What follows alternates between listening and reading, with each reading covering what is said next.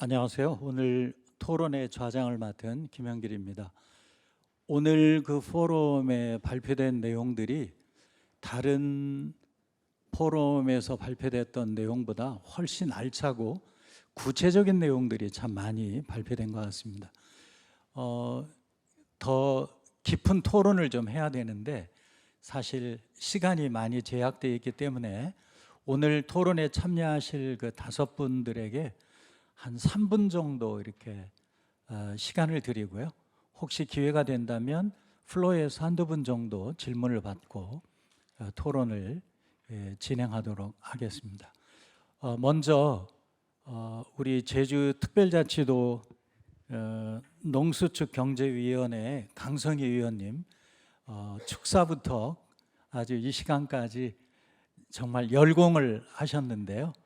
혹시 좋은 말씀 부탁드리겠습니다. 네, 저도 오늘 발제와 그 발표를 해주시는 분들의 내용을 들으면서 저는 뭐 황노화 쪽에 관심이 있는 거라고는 그냥 평범한 사람에서 조금 더 젊게 살면 좋겠다, 건강하게 살면 좋겠다라고 하는 아주 일반인 입장에서 들어도 굉장히 유익한 정보들이 굉장히 많고 또 전문가가 들어도 굉장히 이렇게 아이디어를 얻거나 관련된 산업이라든지 관련된 연구에 대해서 좀 더 깊이 있게 고민할 수 있는 그런 발제 내용이었다 이런 생각이 들어서 어떤 프로그램에 왔는데도 불구하고 굉장히 저도 참 많은 공부를 했다 이런 느낌이 들었습니다. 그래서 정말 이 항노화 산업이 지금 굉장히 외국에서 특히 이제 선진국이라고 하는 미국이라든지 뭐 영국이라든지 일본이나 이런 나라에서 굉장히 이렇게 공격적으로 광범위하게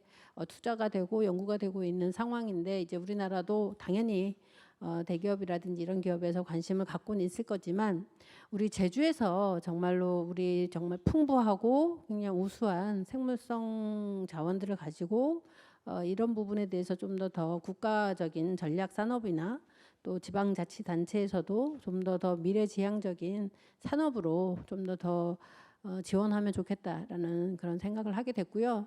특별히 정말로 그 개별 그 뭐 이 노화와 관련해서 연구가 어떻게 이루어졌는지부터 시작해서 그리고 이 노화에 대한 우리가 진단할 수 있는 그런 어떤 표준들을 어떻게 만들어 가야 될 것인지 그리고 가장 쉽게는 운동 치료는 또 어떤 방식으로 하면 좋은지 뭐 그런 내용들도 전부 다 소개를 해주신 것 같아요. 그래서 아주 깊이 있게는 뭐 연구자들이 그 부분을 조금 더 발전적으로 연구를 할 거고 뭐 노인 관련된 좀 그런 분야나 그 뭐 좀 건강과 관련된 분야에서는 개발된 운동 프로그램들을 어떻게 하면 조금 더 다양하게 우리의 그 좀 시니어 그룹들이 접하고 보급할 수 있을지 그런 부분에 대한 고민들도 그런 고민이 되게 하는 그런 시간이었던 것 같습니다.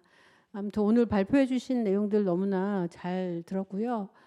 제주도가 이 항로화 산업에 있어서도 정말 지속 가능한 제주의 미래 산업으로 좀 더 이끌어갈 수 있는 그런 자리가 되고 그런 기대가 되는 그런 시간이었다고 보고 저 역시도 의회에서 도민들을 대표하는 기관에서도 이 부분에 대해서 더 관심을 갖고 가겠다. 근데 조금 아쉬운 거는 제주도가 치매율이 굉장히 높다. 다 아시겠지만 제주의 비만율이라든지 제주의 흡연율이라든지 음주율이 굉장히 높게 나타나고 있어서 건강 지표도 굉장히 그 부분에 따라서 굉장히 조금 나쁘게 나타나고 있는 것이다라는 생각이 들어서 그런 부분들도 도민들의 건강과 관련해서도 좀 더 포괄적으로 좀 챙겨야 되겠다 이런 생각이 좀 들었습니다. 아무튼 오늘 정말 공부 많이 했습니다. 고맙습니다. 네, 감사합니다. 앞으로도 그 제주 항로화 산업에 정말 적극적인 지지와 또 지원을 부탁드리겠습니다. 감사합니다. 다음은 인체항로화 표준연구원의 최정미 원장님께 마이크를 넘겨서 아까 발표하실 때 시간 관계로 미국의 매사추세츠주에 있는 그 프레밍엄 마을에 대해서 인구가 3만 명 정도뿐이 안 되는데 굉장히 세계적인 대명사로 이렇게 불린다면 이러한 그 마을의 사례가 우리 제주에는 어떻게 이게 적용되면 좋을까 해서 그 부분에 대해서 좀 소개를 해주시고요. 지금 표준연구원에서 하고 계시는 연구 사례를 특별히 SCI에 발표된 논문의 그 결과들을 중심으로 말씀을 해주셨는데 그런 것들을 어떻게 그러면 제주 항로화 산업의 발전에 기여할 수 있고 응용할 수 있을까 이런 부분에 대해서 좀 말씀해 주시면 감사하겠습니다. 네.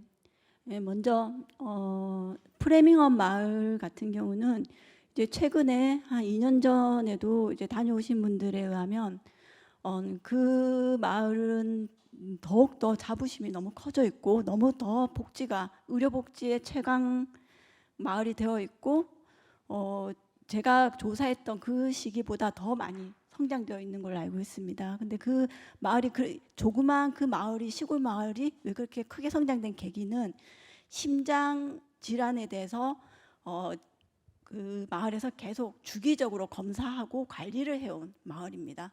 그러다 보니까 주기적으로 조사를 하다 보니까 그러니까 코호트를 해서 주기적으로 계속 전 주민들의 그 심장 데이터들이 쌓이는 거죠. 그래서 1세대, 2세대, 지금 3세대까지 오고 있는데 1세대부터 정기적으로 계속 그 심장에 대한 데이터들을 이렇게 빅데이터 하다 보니까 거기서 수많은 심장 질환 관련된 의료 정보들이 쏟아져 나오게 됩니다. 그래서 사실 의료계 쪽에 심혈관 관련된 그 우리가 알고 있는 정보들의 70%가 그 프레밍엄 데이터에서 나왔다고 알려져 있어요. 그래서 흔히 우리가 병원에 가면 심혈관계 뭐 위험 지수 뭐 이런 지수들을 많이 검사해 주시는데요. 그거의 원래 이름은 프레밍엄 지수입니다. 이 마을에서 나온 그 지표이기 때문에요. 그래서 그러다 보니까 그 데이터가 쌓이는 만큼 전 세계 연구자들이 그 마을에 더 관심을 가지고 더 복지 자금을 투입하고 있고 그런 식으로 돼 있어서 주기적인 검사 시기가 되면 외지에 나가 있는 자식들도 모두 그 시기만은 모두 휴가를 내고 딱 온다고 합니다. 그 정도로 그 마을 내에서는 그 데이터를 계속 코호트화하고 이렇게 자부심을 갖고 지켜나가고 있죠. 그래서 제가 그 말씀을 드린 이유는 제주도에서도 이러한 항로화, 빅데이터화가 된다면 주기적으로 된다면 항로화에 관련된 굉장히 중요한 정보들이 이 제주도를 기점으로 해서 나올 수 있는 가능성이 있다고 봤기 때문이고요.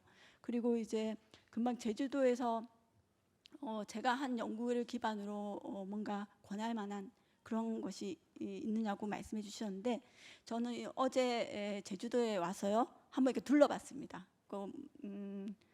그 에코랜드도 쭉 기차 타면서 둘러보고 뭐 만장굴도 가보고 이렇게 좀 했는데요. 그러면서 정말 관광 자원이 정말 그 쉬고 휴식하기에도 너무 좋고 그런 느낌이 들었거든요. 그래서 여기가 적절한 곳이 항로화 체험단지가 있었으면 좋겠다. 이런 식의 바람이 있었습니다. 그래서 항로화 체험단지라고 하면 그 제주에서 적절히 그걸 할 만한 어떤 공간이 있다면 그곳에 갔을 때 오시는 관광객분들이 그 간편하게 자기의 항로화 수준들을 다 체크를 할 수 있고 각각의 프로그램에 참여했을 때 자기의 항로화가 얼마나 개선되는지 또 확인해 볼 수도 있고 그런 것들이 특화된 그러한 단지가 있으면 차별화가 가능하겠다는 생각이 들었고요. 또 한 가지는 현재 우리 국내에 없는 게 항로화 인증기관입니다. 그 항로화 인증기관에 대한 아까 말씀하신 것처럼 수요는 너무나도 많습니다.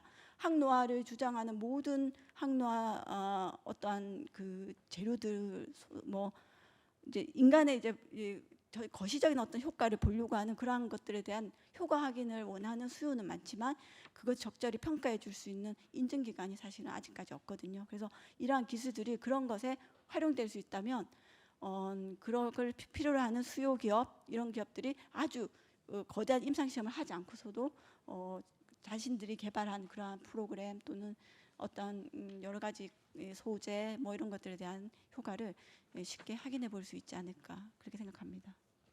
네, 감사합니다.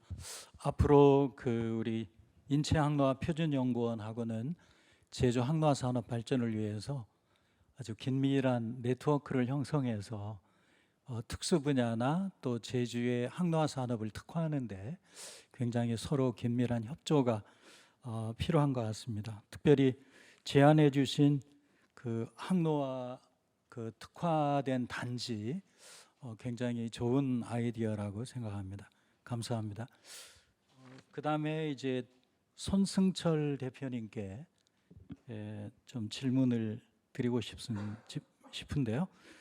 아까 그 발표하시면서 잠깐 뭐 언급을 하셨지만 지금 주식회사 로노에 대해서 현재 진행 중인 그러한 사업 또 그동안 연구하시고 진행 중인 사업들을 어떻게 우리 제주하고 혹시 관련 짓고 연계할 수 있는가 그런 영역이 있는지 좀 소개를 해 주시죠.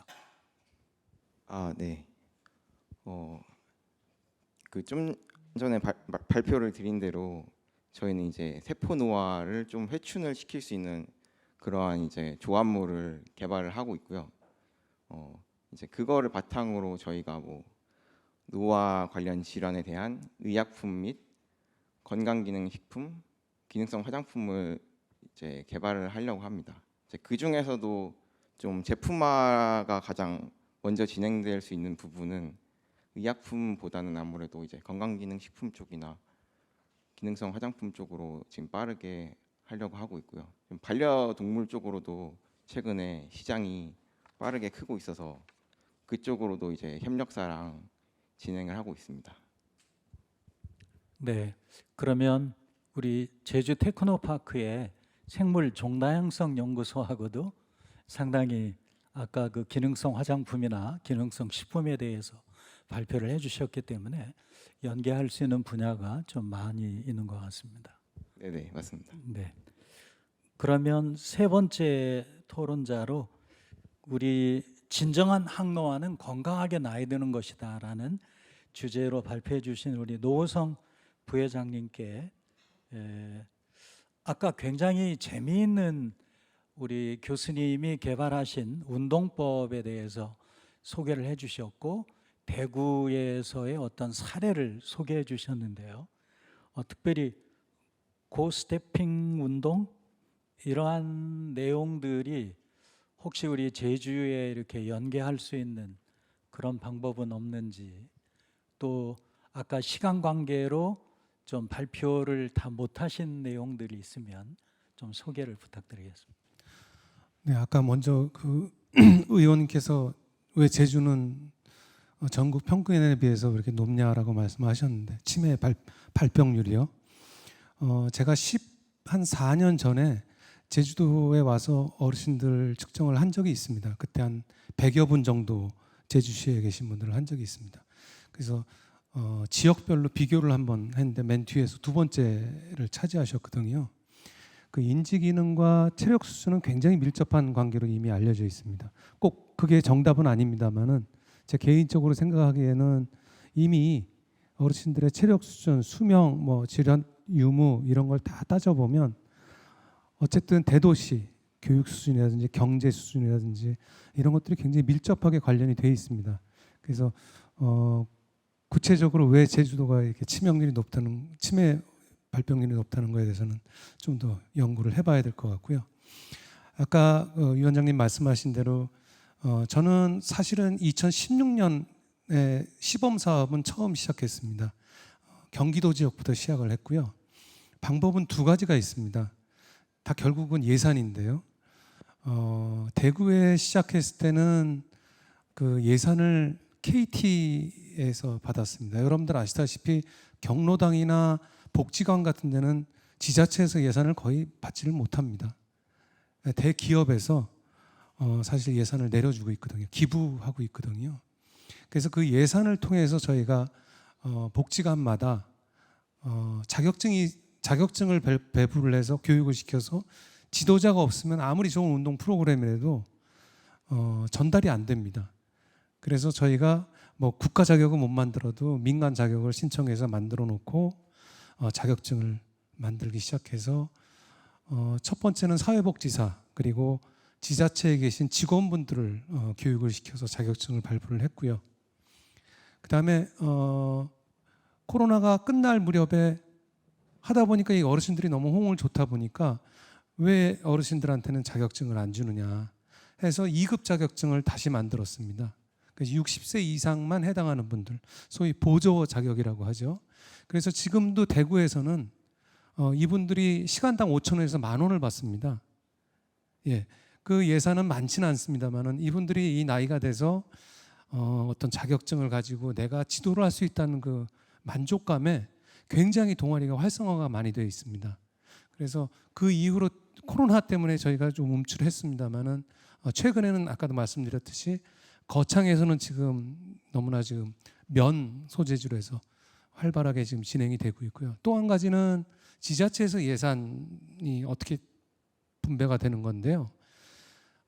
아까 말씀드린 대로 우리나라의 예산 중에 지금 치매에 들어가는 예산이 굉장히 많습니다. 특히 치매 안심센터 누구라도 가면 치매에 대해서 검사도 해주고 하고 있습니다만은 그 예산을 가만히 보면 지자체에 들어가는 이 내용들이 대부분 뭐 웃음 치료라든지 종이 접기 하고 있고 실질적으로 치매를 예방하거나 뭐 치유까지는 안 되지만 우리 몸을 움직이지 않고는 또 흥미가 없어서는 어르신들한테 어떤 도전감을 주지 않고서는 이 어르신들이 요즘 너무나 다양하기 때문에 만족감을 크게 못 느낍니다. 그래서 저는 이 두 가지로 기업이나 아니면 지자체에서 예산이 확보만 된다 그러면 자격증 지도를 시작으로 충분하게 보급이 가능하다고 개인적으로 생각하고 있습니다. 네, 아까 의원님도 언급을 하셨지만 우리 제주가 치매율이 가장 높다는 게 참 앞으로 그 항노화 산업에서 해결해야 될 과제가 되는 주제가 아닌가 생각도 해보고요. 그런 측면에서 우리 그 노성 교수님의 그러한 개발된 프로그램과 지수를 활용한 시니어 그룹들의 치매 치료 이런 부분들이 잘 연계돼서 진행되면 좋겠다는 생각이 들어집니다.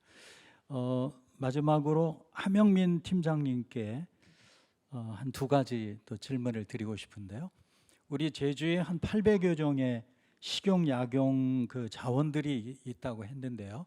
아마 시간 관계로 대표적인 건강식품과 또 화장품 기능성 화장품 쪽에 두 가지 사례만 이렇게 소개해 주신 것 같은데 혹시 한 800여 종의 약용 식물 자원 중에 현재 그 식물 종다양성 연구소에서 우리 생물 종다양성 연구소에서 지금 혹시 추진하고 있는 이러한 연구들이 항노화 관련 연구들이 얼마나 있는지 좀 소개해 주시고 특히 그 제주 항노화 산업 발전을 위한 좋은 제언이 있으시면 또 부탁드리겠습니다.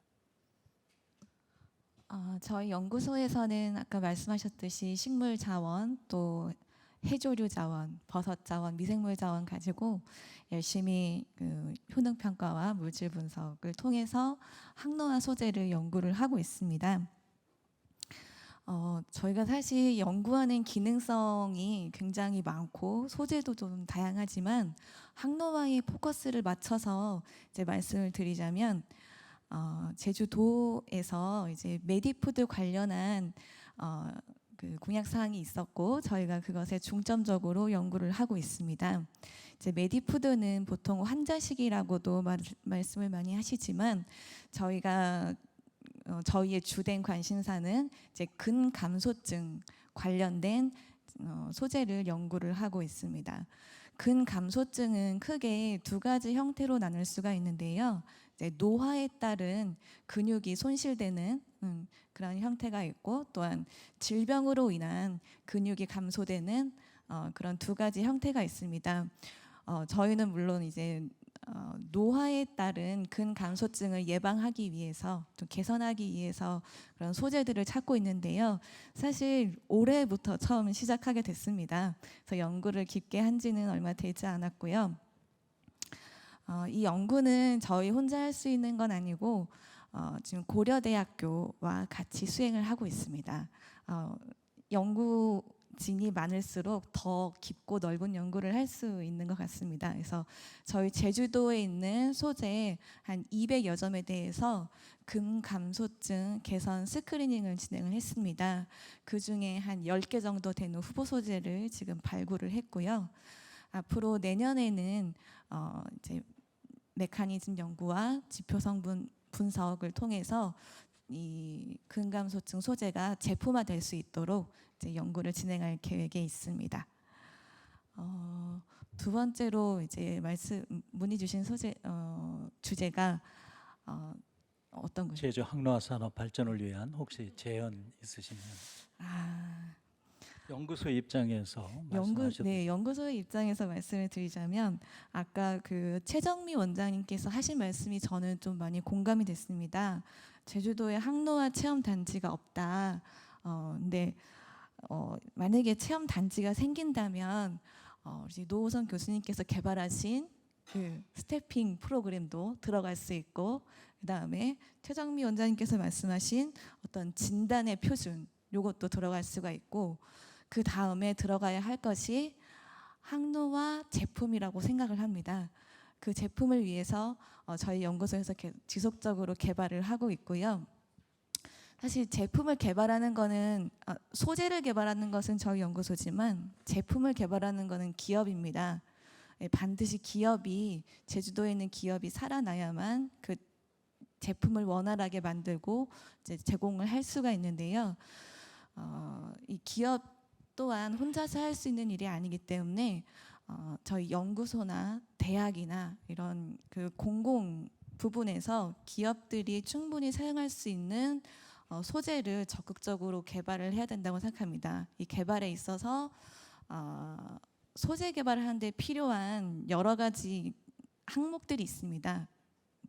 먼저 원재료의 표준화, 그다음 원료의 표준화, 그다음에 기능성 연구, 이런 것들을 기업에서 원활히 할 수 있게끔 저희가 지원을 해드리고 또한 국가 사업을 또 유치해서 지원을 하는 것이 좋겠다고 생각을 해봤습니다. 네. 혹시 플로에서 꼭 질문을 내가 하나 하고 싶다 그런 분 계시면 한 분만 받도록 하겠습니다. 네. 짧게 핵심적인 내용.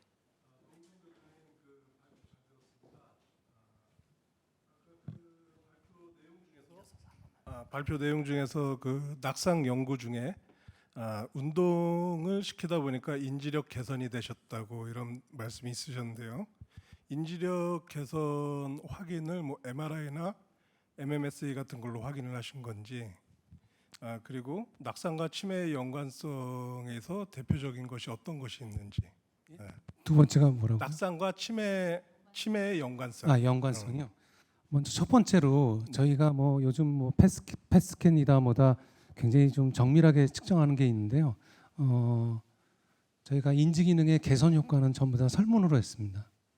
그리고 낙상과 인지 기능의 연관성이요. 이미 낙상의 위험 인자로서 인지 기능의 저하가 들어가 있고요. 그리고 아까도 말씀드렸지만 이 낙상의 여러 가지 요인 중에 사실 가장 그 위험 인자 중에 영향력을 갖고 있는 게 근력 저하입니다. 예, 그래서 어떻게 하면 어르신들의 근력을 유지할 수 있는지, 저하를 어느 정도 막을 수 있는지에 초점을 맞춰서 프로그램을 개발하게 된 겁니다. 그래서 사실은 이게 뭐 말이 어르신용이지 아동들의 인지 기능 향상도 있고 운동 선수까지 가능한 이 내용이고요. 나중에 마치다 보니까 결국 어르신들의 그 사이즈를 보면 어르신들이 한 폭 보폭을 넓혔을 때 최대한대로 넓힐 수 있는, 그래서 그 칸 센치 자체가 그냥 만들어진 게 아니고요. 그 어르신들의 인지 기능을 향상시키기 위해서 단연간에 계속 노력이 있었습니다. 그래서 저는 낙상과 인지 기능은 뭐 떼어내야 떼낼 수 없는 아주 밀접한 것. 물론 선행 연구도 이미 보고가 많이 돼 있고요. 답변이 되셨습니다. 감사합니다. 좀 더 시간이 있다면 더 진지한 토론을 통해 우리 제주 항로화 산업 발전을 위해서 더 의견과 지혜를 모으는 시간이 될 텐데요. 이상으로 우리 토론을 마쳐야 될 것 같습니다. 특별히 오늘 2023 항로화 산업 융복합 발전 포럼 기조연설과 또 귀중한 발표를 해주신 연사분들께 감사를 드리고 특별히 끝까지 함께해 주시고 토론에 참여해 주신 제주특별자치도의회 농수축경제위원회 강성희 의원님께 특별히 감사드리며 또 이 자리에 끝까지 함께하신 여러분들이 있으시기에 오늘 이 포럼이 그냥 포럼으로 끝나는 게 아니라 제주 항로화 산업 발전에 좋은 디딤돌이 될 것을 기대하면서 제주에 좀 더 전략적이고 정책적인 확실한 지원이 필요한 분야이며 제주의 항로화 산업이 무한한 잠재력과 경쟁력을 갖춘 그러한 미래 산업임을 확인할 수 있는 좋은 자리였다고 생각합니다. 끝까지 함께해 주신 모든 분들께 또 오늘 수고해 주신 모든 분들께 감사를 드리며 오늘 포럼을 마치도록 하겠습니다. 감사합니다. 네, 포럼의 마지막 순서인 토론 순서 여기서 모두 마치도록 하겠습니다. 네, 김영길 위원장님의 말씀처럼 제주의 가치를 더욱더 드높이게 할 수 있는 이번 항로화 산업의 발전을 위해서 여러분들의 많은 관심 부탁드리겠습니다. 이상으로 2023 항로화 산업 융복합 발전 포럼을 모두 마치겠습니다. 여러분 감사합니다.